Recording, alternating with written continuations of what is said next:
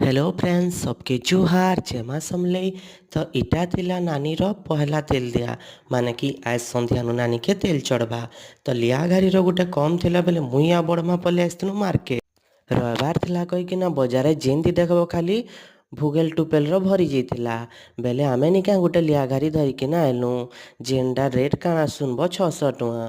घर आबार के किनी इने नानी শ্বশুर घरे लगन देवार लागी राव डला पल्ला नेइकिरा आसी जाइथिले।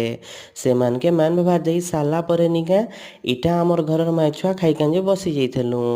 इने किछि निया हुए आ मोर भंजा मोर भाई बहन माने नाची कांजे एते तंदर मंदर जे काଣା कहबी।